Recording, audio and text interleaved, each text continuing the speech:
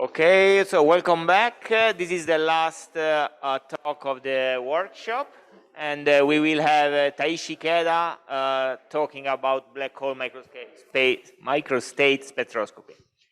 Okay, thank you. Can you hear me? Okay, yes.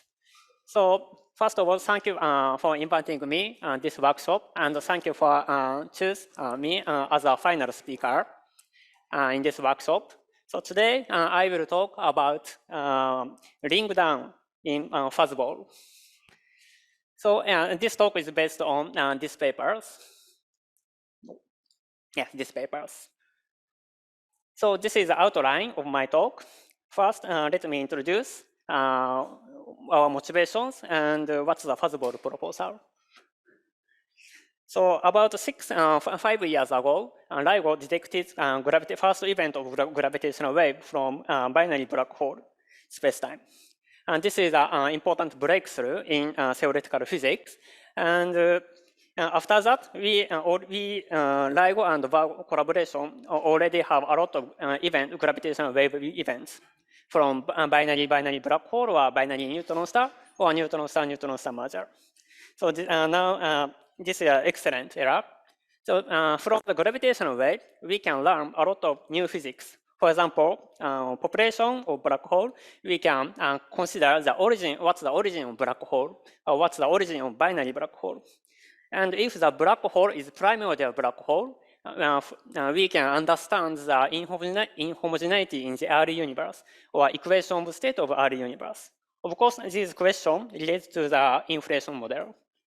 And so if we consider the neutron star merger, we can obtain the strong constraint for equation of state for neutron star. And if we consider rotating black hole, super radiant instability amplifies the bosonic field, and it can be a source of gravitational wave. So in this sense, black hole can be a source of sort of particle detectors. Of course, we can use gravitational waves for test of general relativity. So we can consider a lot of physics from gravitational waves. Here, we want to focus on the binary black hole system first. So as you know, evolution of binary black hole can be divided in 3 phases. First phase is in spiral phase. In the in spiral phase, 2 black holes rotate each other and emit gravitational wave. So due to the emission of gravitational wave, binary system lose energy and approach each other. And at some point, black hole merge. And black hole merger phase is a highly nonlinear phase.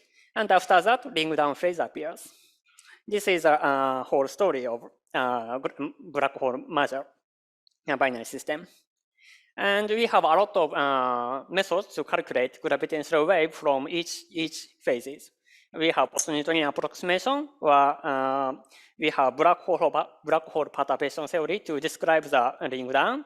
And of course, we have numerical relativity technique. So we can calculate gravitational wave from binary black hole system. So, why? Yes. So here we want to focus on the Ringdown phase. Here, Ringdown phase.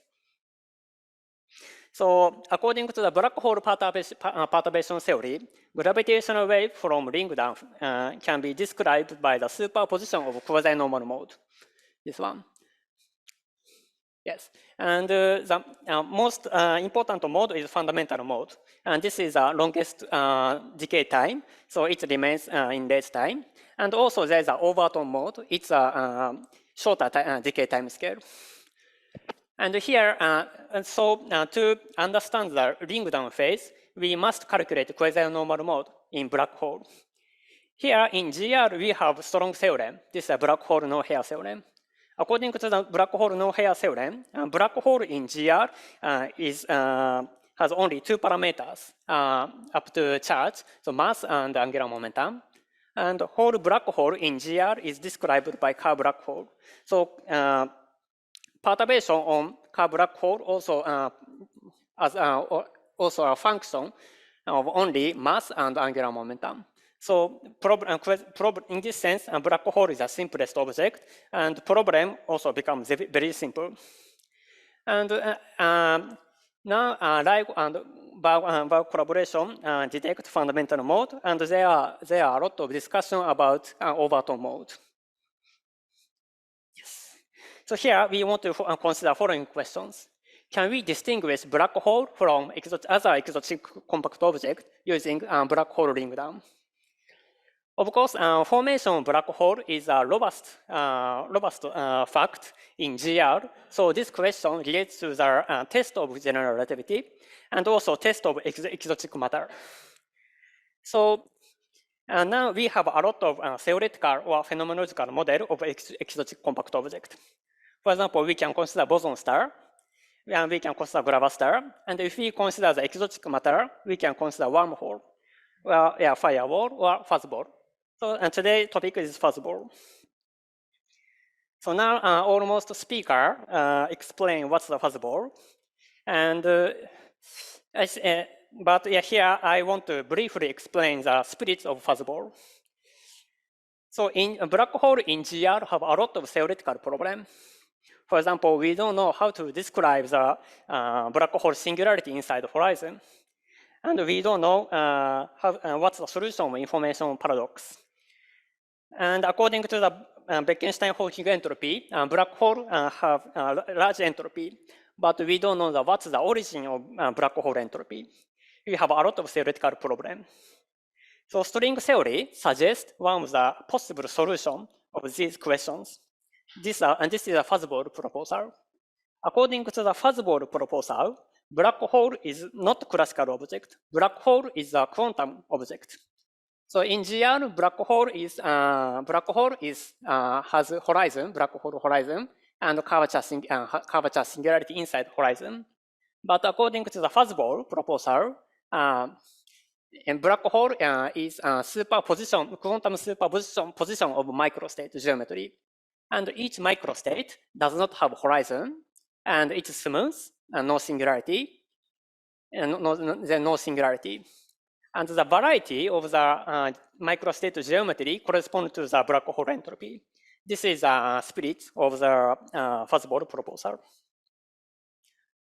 Here, we want to focus on a very specific model of fuzzball and corresponding black hole.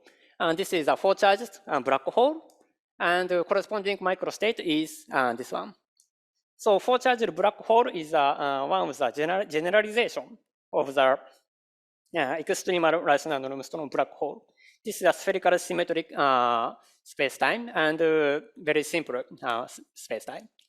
And the corresponding microstate is constructed in this paper. And this is very complicated solutions. But the important thing is microstate geometry has multi-center. And of course, in general, we can consider any number of center. But here, we focus on the three-center solutions.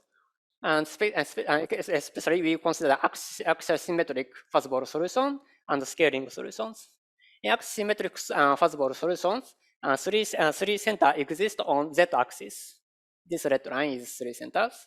And a scaling solution, three center exist on xy plane, like triangle. So we want to consider these two model of fuzzball.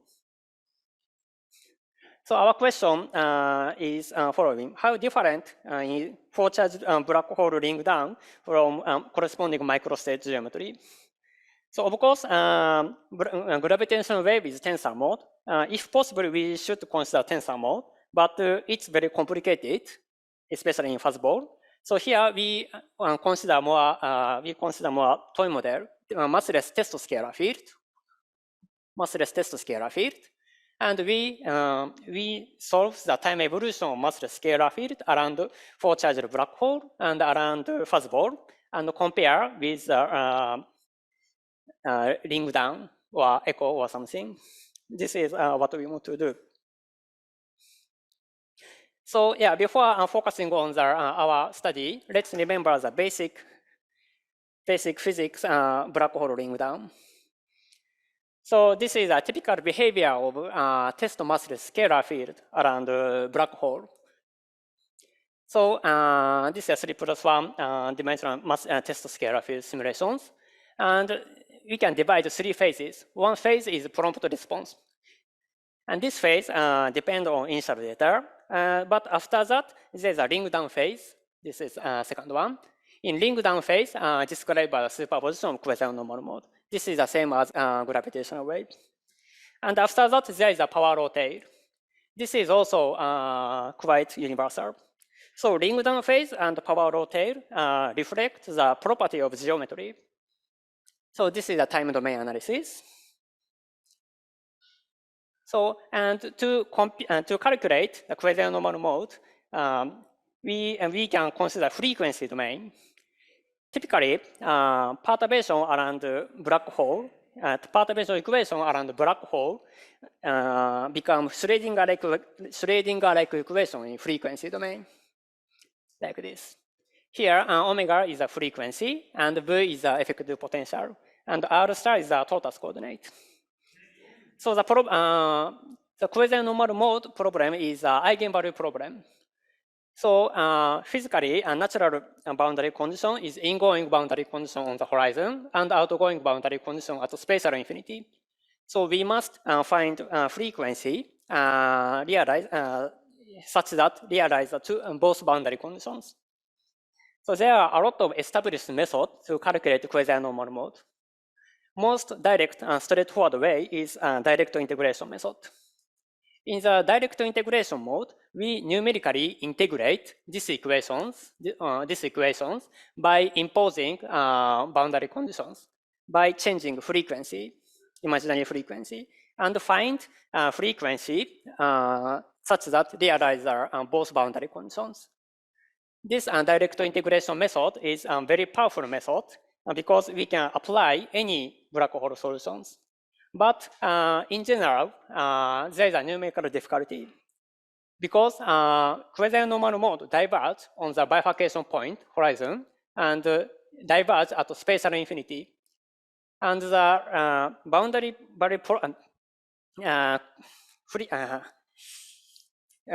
problem of quasi-normal mode corresponds to the vanishing decaying mode from growing mode. So we must find a frequency such that zero decaying mode from growing mode. So this is a very difficult, numerically difficult problem. So typically, direct integration method can find only fundamental mode or a few overtone mode. So, and it's difficult to find any kind of mode. So other method is Riva method. So Riva method assumes a infinite series of normal mode with boundary conditions and obtains a recursive relation and solve it. Using Riva method, we can calculate overtone mode of quasi-normal mode. But this method only apply parametric or very special case. So we cannot apply all black solutions. And also there is a WKB approximation. This is important in this talk. So in the WKB approximation gives us the particular picture of the quasi-normal mode. So yeah, so according to the WKB approximation, quasi-normal mode corresponds to the right ring around the black hole.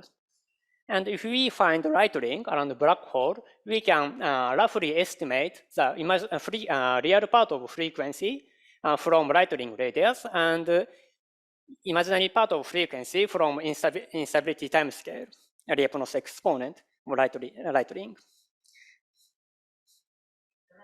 Yeah. Yeah. Yes, in this case. What about the wave function? Wave function. Do you need it? Do you have some good approximation of it? Because it's a different wave problem. function means quasi-normal mode wave function. Yeah, and then you sum up, I don't know. What do you mean sum up? Oh, to get the... So this is if we get quasi-normal mode, we can construct wave function from these equations.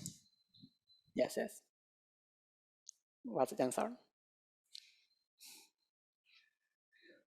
So how about exotic compact object case? So let's consider Ringdown in this case. So exotic compact object is a theoretical compact object without black hole horizon. Here, this is a very simple model of exotic compact object. So we assume that m as a mass of exotic compact object, and the corresponding horizon radius is RH. So exotic compact object does not have black hole horizon. So the typical radius of this object is larger than black hole horizon. So this is R0. Here, typically, we can exotic compact object has two important parameters. One is compactness, or the epsilons. This is yes, epsilons. And the other parameter is reflectivity R. So now we are considering the scattering problem around the exotic compact object. So we can define the how much energy reflect on the surface. This is the reflectivity. So a specific space-time metric associated to this model that you're not writing for the this is just a total model. And if we consider specific model, in principle we can calculate compactness and reflectivity for each model. Okay. Yeah.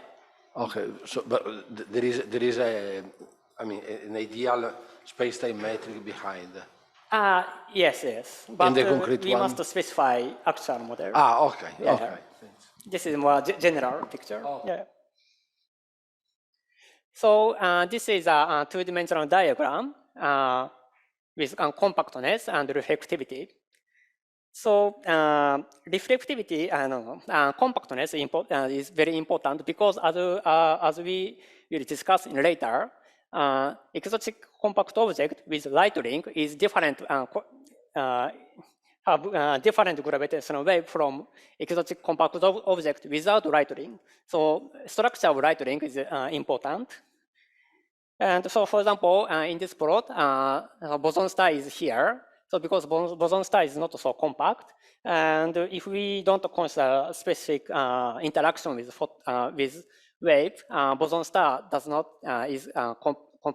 reflect wave. So yeah, boson star is here, and fuzzball is less reflectivity, and yeah, depending on the compactness, it becomes light ring or not, does not have light ring. So yeah, we can classify the exotic compact object like this. So let's consider the gravitational wave. Let's consider the gravitational wave from black hole and exotic compact object. I will explain what's the difference.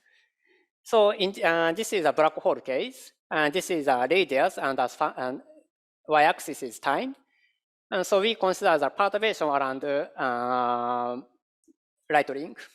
So in the case of black hole, perturbation, outgoing perturbation propagate outward, we can detect it. And the inward mode, ingoing mode is drop into horizon and nothing happens.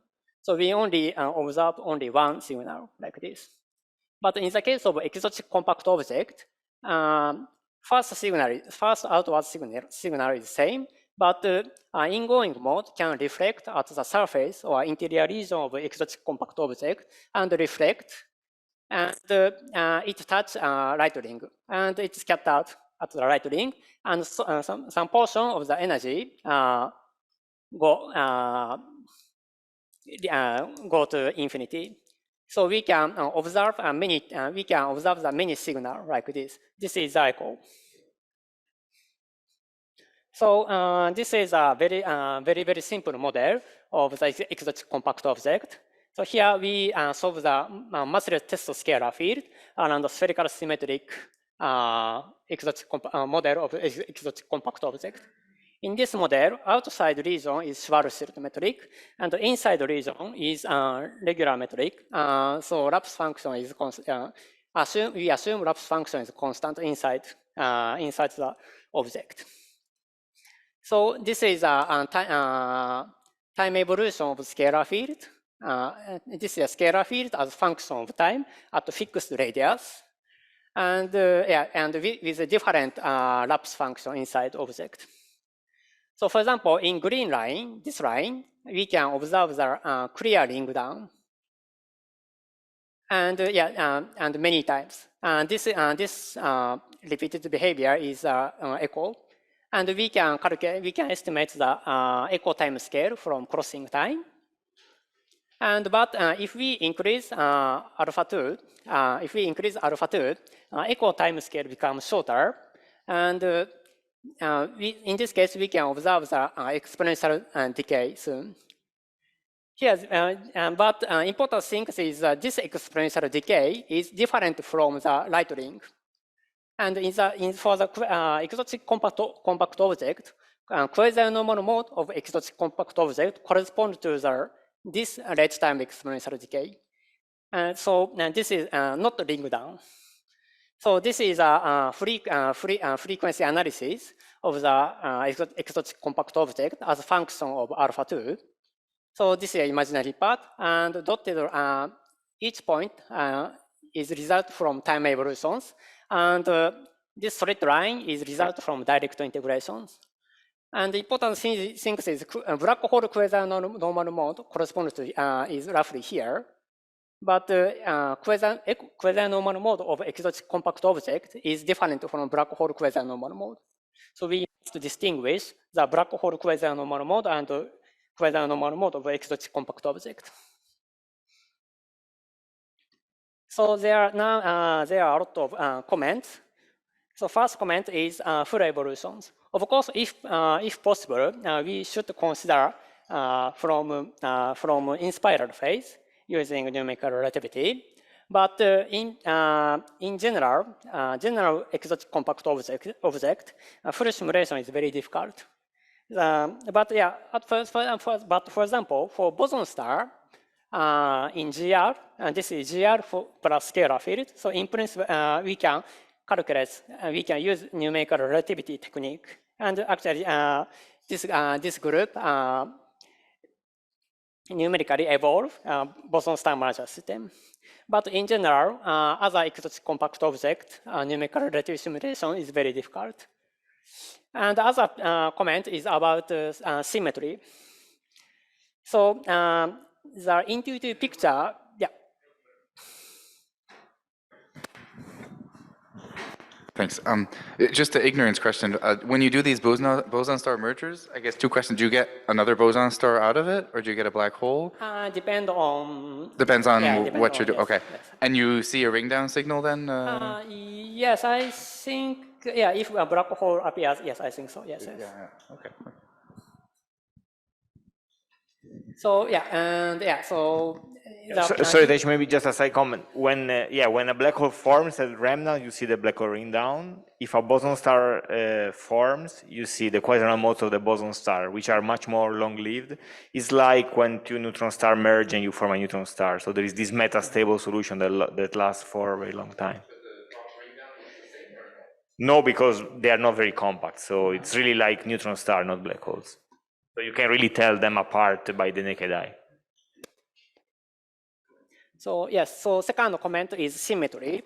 So the intuitive picture in previous slide is based on the separability or spherical symmetry. So in the case of non-separable case, situation is more complicated. So how about fuzzball? So fuzzball field equation is not separable on fuzzball space-time. And it's not obvious if the ring down or echo appears. It's not so clear. And of course, field equation is not separable, so we need to consider 3+1 numerical simulations. So this is what we did in this work. So I will explain our numerical method. So what we want to do is calculate time evolution test massless scalar field around four-charged black hole and fuzzball geometry. So we implement two independent code, time evolution code. For four-charged case, this is very simple because this is spherical symmetry. So we can define the areal radius, and we can define the torus coordinate. And from the symmetry, we can assume the separable form for scalar field, and we can obtain the 1+1 dimensional equation, 1 plus 1 dimensional equations like this. And we have effective potential. So very simple. And yeah, so from initial data, we can integrate in time these equations and obtain the waveform. So how about Fuzzball? So as I said, Fuzzball does not have enough symmetry, so it's not separable. So we need to consider 3+1 simulations. But in GR, metric is 4-dimensional covariant, and it's not clear which direction is time, which direction is space. So 3+1 decomposition gives us the answer of the which time, which direction in time, and which direction in space. So in the 3+1 decomposition, we consider the foliation, space-time foliation, as constant time, and like this. This is a constant time slice, and each time slice have spatial metric, and Laplace function characterize the ratio between proper time and coordinate time between different time slices. And the shift vector characterize the difference of coordinate between different time slices. And we can also define the extrinsic curvature. Using this variable, we can rewrite the Klein-Gordon equation for use as a useful form. We can integrate. So now this expression is clear, which direction is time and which direction is space. So we can numerically integrate this equation in time. So now we have Fuzzball metric. So we can implement Fuzzball metric in our code. But here, there is one important comment. So Fuzzball spacetime, as I said, Fuzzball spacetime is regular, smooth, but it's a 5-dimensional point of view. In 4 dimension, it seems singular. So there is a 1/r like divergence around each centers. And this singularity, due to this singularity, initial value problem for scalar field cannot be well posed. So we must consider, we must do something about this singularity. So yeah, I think we should consider a lot of things. But here, for simplicity, we just regularize 1/r behavior. Just regularize using error function like this. Here, epsilon is a typical smooth length scale. And if epsilon is enough small, then space-time approach to the actual Fuzzball space-time. So our numerical, for our Fuzzball numerical code is implemented in Einstein Toolkit. So Einstein Toolkit is a software platform for numerical relativity. And numerical relativity. And to resolve the multi-center, each center, so we use mesh refinement technique. So because each center has strong curvature, so we must resolve each center using higher resolutions. So mesh refinement can resolve each center with higher resolutions. And also, for long simulation, we implement the multi-patch structure coordinate like this. In this coordinate, this region, we use a Cartesian-like spherical-like coordinate, and we can perform the long-time simulations. And we integrate using fourth-order Runge-Kutta method in time, and we evaluate spatial derivative using fourth-order finite difference, and we use Kondo interpolation in mesh refinement. This is very technical, but yes. So now we can numerically evolve massless scalar field around Fuzzball, and after evolution, we can calculate the multiple mode of scalar field defined like this, and we want to we calculate multiple mode of scalar field and check the Ringdown or echo or something. So this is just a convergence text, and this plot shows our numerical code is working very well. So let's go to our numerical result. Yeah. Delta is grid resolutions. If grid resolution, yeah, okay. grid resolution approach to 0, it converts to actual solutions. Okay, thanks. Yeah. So yeah, I will show you numerical result. First, I will show the result of 4-charged black hole case. So top panel shows the time evolution of test massless scalar field around the 4-charged black hole. So as you can see, there is a clear ring down around here, and there is a power law tail. So this is a L equals 0, M equals 0 mode, and this is a L equals 1, M equals 1 mode. And in this case also, we can observe the clear ring down phase and clear power law tail. And from this ring down phase, we can obtain the frequency. So this is a frequency of ring down this phase as function of charge of photon black hole. And this point is a result from time evolutions, and solid line is a result from direct integrations, and dotted line is a result from WKB approximation. So these three methods is inconsistent each other. So yeah, so at least a 4-charged black hole is very simple result. So next, let's focus on Fuzzball case. So before showing numerical simulations, we can estimate the ring down and echo time scale using WKB approximation.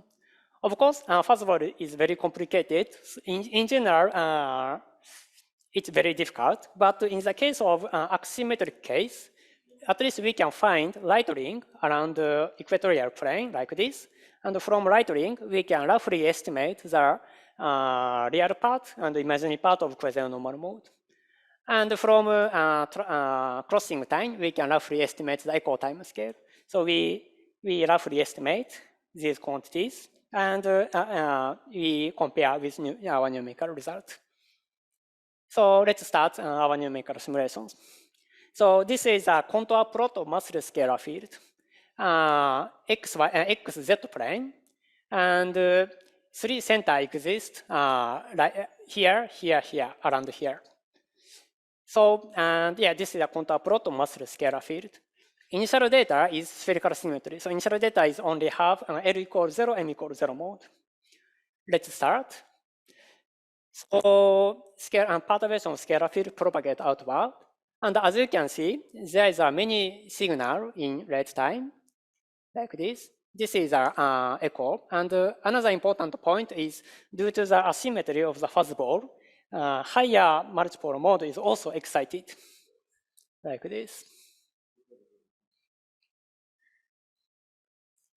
So right panel is, this is a time evolution of each multipole mode. Right panel is starting from spherical symmetric, starting from L equals 0, M equals 0 initial data. In this case, there's a, not clear, but yeah, there's a ring down phase here. And after that, soon, a quasi-normal mode of fuzzball phase appears. So as I said, in this case, from the asymmetry of fuzzball, L equals 2, M equals 0 mode also excited from L equals 0, M equals 0 initial data. So here, we can observe the ring down, and there is a repeated behavior like this. So this is, we can identify this is the echo time scale, and we can observe the exponential behavior. This is a quasi-normal mode of fuzzball. And we can also evolve starting from L equals 2, M equals 2 initial data. So in this case, also we can check the ring down phase, and not so clear, but yeah, so there is a echo-like behavior. So in this simulation, we can check the ring down echo and quasi-normal mode of fuzzball appears. And in this case, we can compare, at least L equal to M equal to mode, we can compare with WKB approximation. And the decay time scale and echo time scale is consistent with WKB approximations. So let's move on scaling solutions. So this is XY plane. This is Z equals 0 XY plane and contour plot of scalar field. And now 3 center exists triangle like this, here, here, here. So let's start. So as you can see, so initial data is L equals 0, M equals 0 initial data. But due to the multi-center, higher L mode excited, as you can see. This is same as axisymmetric case. And yeah, we can observe a lot of echo in this case. So yeah, so this is different scaling parameters. And yeah, this is L equals 0, M equals 0 time evolution. And this is L equals 2, M equals 0 result. In the case of L equals 0, M equals 0, Ringdown phase is not so clear, and quasi-normal mode dominates soon. But excited mode from geometry, L equals to M equals 0 mode, we can check the echo-like behavior and quasi-normal mode and something. And this simulation is parameter is different from this one, but yeah, we can observe the similar behavior. In particular, this is very clear. So there's a Ringdown phase, and there's an echo phase, and there's a quasi-normal mode in very late time. So this is our summary plot of our simulations. So top panel shows a contour plot of 4-charged case. In 4-charged case, perturbation propagate, but just only propagate. And we can observe the only single Ringdown. But in the case of axisymmetric scaling solution case, Fuzzball case, we can observe the many non-trivial pattern. So this is a completely different from black hole case. So let's summarize. So yeah, so we discussed the Ringdown phase and echo and quasi-normal mode. And we discussed the 4-charge case. We implement the 1 plus 1 dimensional numerical code. And we evolve test massive scalar field and check the quasi-normal mode Ringdown, black hole Ringdown, and compare with direct integration and WKB approximation. And for Fuzzball case, we implement the 3 plus 1 dimensional numerical code. And we, in this case, also we get the Ringdown and echo and quasi-normal mode. And yeah, additional point is, in some sense, our simulation shows a linearly stable, at least in our numerical time scale, linear Fuzzball is a linear stable. And this fact is consistent with no algorithm in Fuzzball. So now this is the last slide. Now we have a lot of points we must consider. First point is we must consider physical interpretation in our simulations.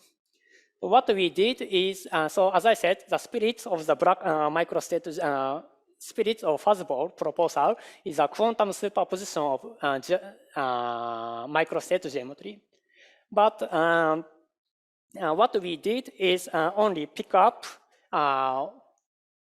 each geometry and check the existence of echo and quasi-normal mode and Ringdown. So it's not clear that the Ringdown and echo still exist after quantum average. And I think this is always open questions. And the other question is about boundary condition on the center. So as I said, in four-dimensional point of view, Fuzzball geometry seems to be singular, but it's regular in 5 dimensions. So, and now in our simulation, we just regularize the singularity, but in the 5-dimensional point of view, in principle, I think we can specify the boundary, physical boundary condition on the each centers. So about this, if you have comment about this point, let me know. Yeah, thank you.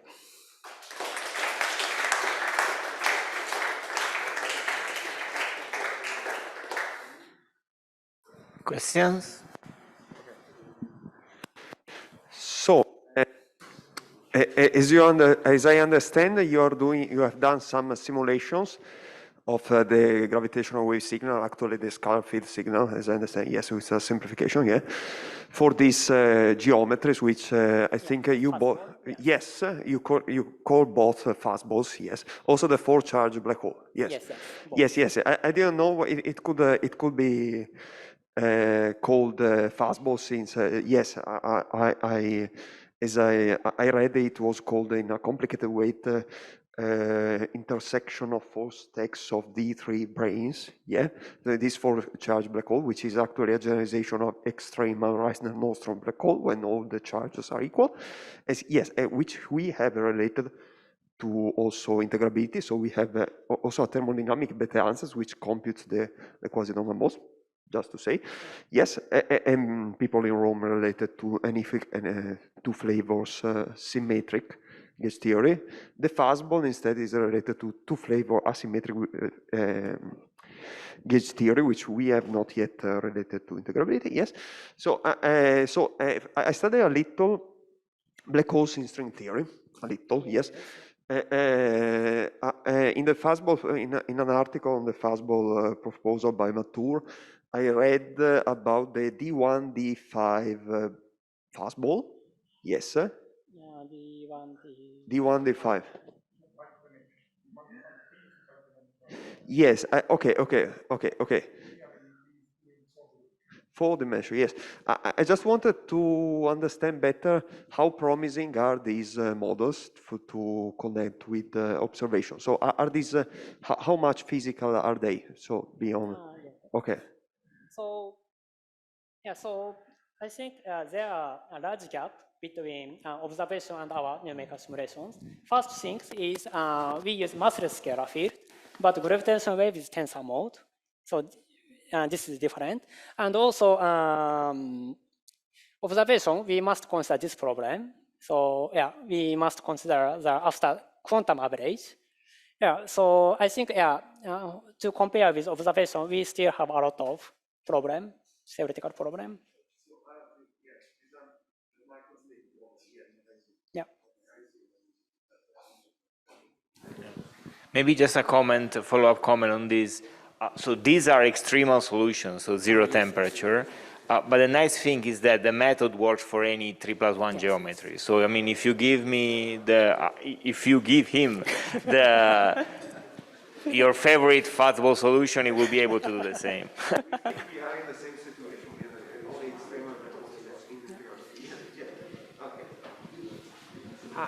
So very nice work. So following up on that, so what keeps you from adding the finite temperature?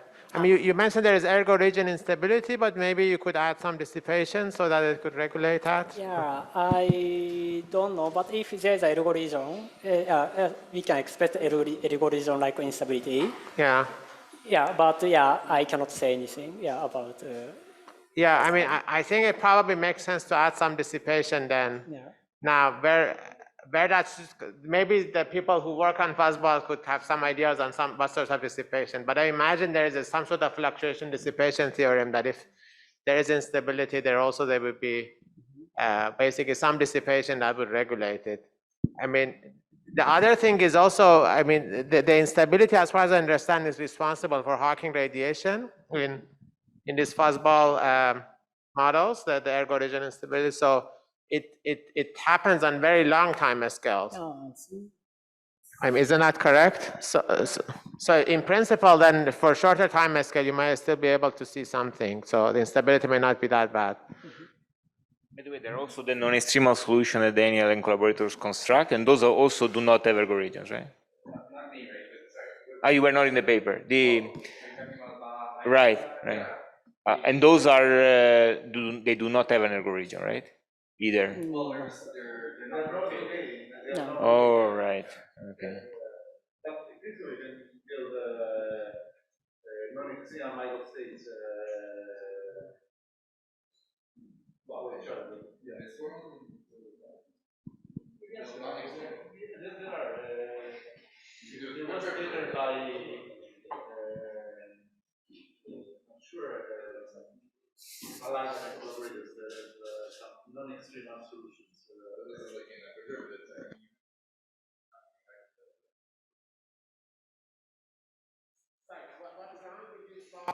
Collaborator, the one that's It's not rotating, there's no algorithm. no, but does that doesn't, it's not the same thing. It could have ergo regions because these are not, I mean, these are not GR solutions. It could be non-rotating and it still have ergo regions. But you're saying these don't have? So that means there's zero temperature then?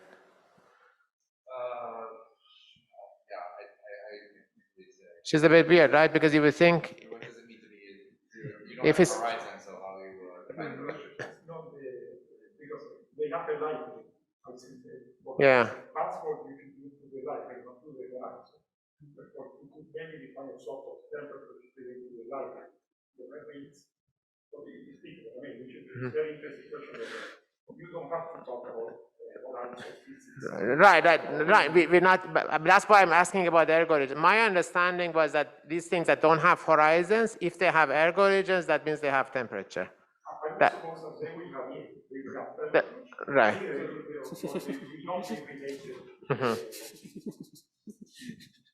Yeah.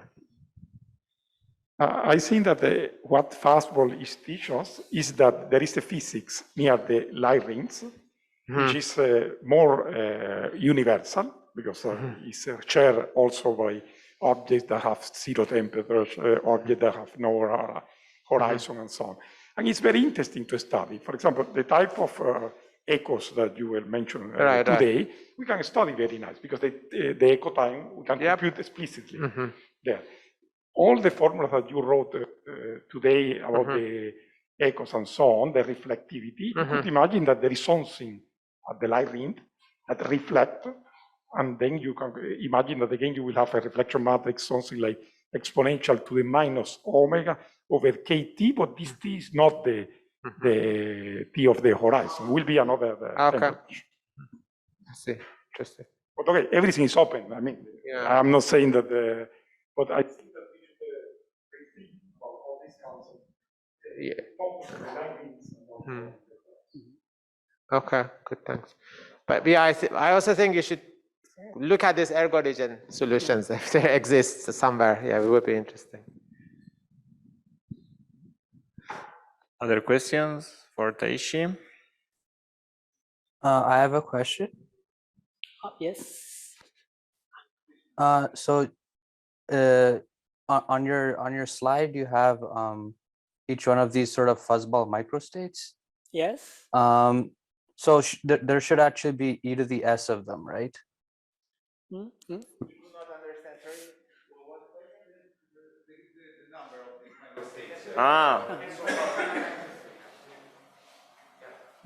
I couldn't understand. So is the question about the number of microstates in this slide? There are just a few. Yeah, so these are like 6. You have 6, and then you have a bunch of more. So there should actually be like e to the s. But there are dots.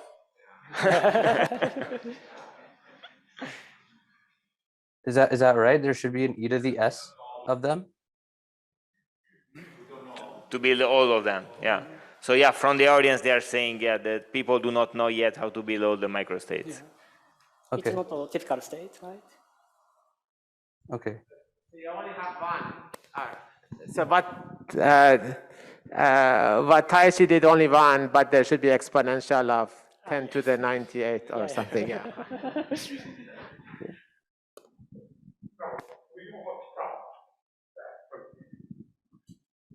We don't know how to write explicitly, but from the string theory point of view, if we count in terms of open strings connecting there, we see that they have the right numbers. Question is, what is the reaction to the geometry? How to write the geometry associate to that?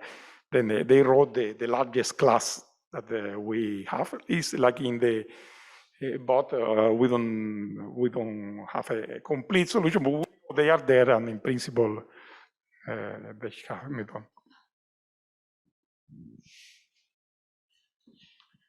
Okay, I would say if there are no questions for explicit for Taishi, we can thank him again.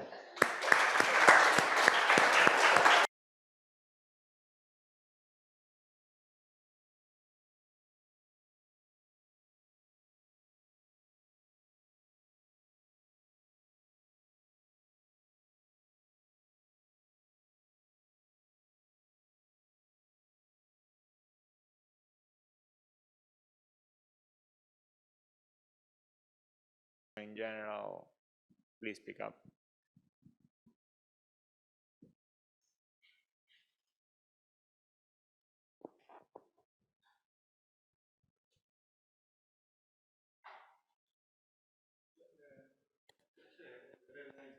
So you expect to have ergo regions also for non-rotating black holes, or I mean objects that have.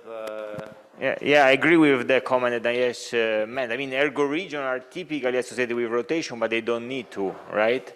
So it's essentially when you have when a space-like Hilling vector, time-like Hilling vector becomes space-like. So that might happen for other reasons. So yeah, of course, I mean, rotation is the most natural one, but I mean, once you start having the form geometries, it can be also not related with angular momentum. But actually related to this, I have a question maybe to Daniel. So the Baetal solutions, they are solutions to non-extremal black holes, right? So they are microstates to non-extremal black holes. So to answer Nayesh's questions, they should have, I mean, they are microstates to a solution with non-zero temperature, right? But still they don't have an ergo region. I think there's a distinction between what you expect it to do and a knowledge of how it does it, right? So for example, for data, right, this is a microstate that it doesn't really correspond to a black hole because it rotates too much. But there we can really make some kind of a microscopic argument why we expect this to happen and how we expect the Hawking radiation to come out. But for the Eichmann solutions, we don't really have we don't have a CFT description, we don't have a holographic description, whatever you want to call it. So we don't really have a microscopic description of how this kind of Hawking radiation would come out. Although you expect it to be related to things like ergo instabilities. And so I wanted to comment actually on that. We also see that ergo region is of course something for a black hole where the time-like Hilling vector becomes space-like. You see something in these microstate geometries like Taishi was talking about, at least in 5 dimensions, you see something called a evanescent ergo surface. Crazy word, which basically is a surface where the time-like vector becomes null. And so this is related to instabilities of the geometry, etc. The whole can of worms, and so you might expect that this is related to instability. But this is something that you have, it's sort of independent of rotation. It doesn't care about rotation, it's a feature of the geometry. I don't know about if they have a similar thing, but I would expect that It's 5-dimensional point of view. It's 5-dimensional point of view. Right, so the evanescent ergo surface is a 5-dimensional thing, so you see this in the 5 dimensions. It's a surface where B equals to 0 in the harmonic function. Well, okay, I don't know. I mean, this is the microstate language, right? Yeah, but I think they are but that's rotation. That's because of rotation. Yeah. So I mean, this is sort of not. This doesn't have to do with rotation, really. This is just sort of. You have varied charge, electrical magnetic charge. Therefore, in some certain, it's sort of angular momentum because you have electrical magnetic charge, and then this. Yeah, I mean, sure. Yeah. Yeah, I mean, probably with these microstate geometries, because everything is charged, you can relate it to some property of the charge. Yeah.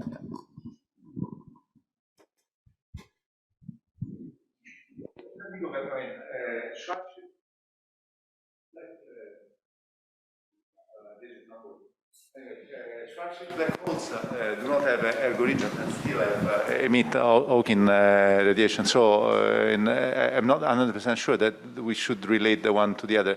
Ergo region are more related, say, to superradiance and Penrose processes in case of particles. So it's slightly different. Actually, in my opinion, the Pernos process has predated Hawking radiation process because, and that was related to ergo region. And No. I just want to say, so there is a classical story of ergo regions, which is, I mean, you have horizons, then you need superradiance but no instability. But you could prove that if you have ergo regions but no horizons, then you do get instabilities, right? And the narrative that Samir had, which I mean might be more complicated, the narrative is that these fuzzball geometries horizons for good reasons, as we've heard. And the ones that have high temperatures, they have ergo regions, and there's ergo region instability is responsible for Hawking radiation. Now, whether the other way works, but that's at all place. okay, yeah, sure. Yeah, just to follow up on this, I don't know, maybe a sort of speculation or a comment. So can it be that you take Schwarzschild, is finite temperature, of course, no ergo region, but then, I mean, the entire ensemble of the microstates of Schwarzschild contains, of course, I mean, solutions like those without an ergo regions, but maybe there will be a larger class of fuzzballs with ergo regions. Those will be unstable against the ergo region instability, and you can interpret the Hawking evaporation of the Schwarzschild black hole in terms of the ergo region instability of those solutions, which are just a subset of the entire ensemble. This could maybe. Yeah, that could be. By the way, in the JMART case that you were mentioning, this ergo region instability is thought to go to the stable microstate, which are these GMS solutions, which are similar to the JMART, but they are super similar in BPS. Once again, the role of the charge is crucial in all this business, and that's the bad side of the story. But this more recent solution by Ba and collaborators should.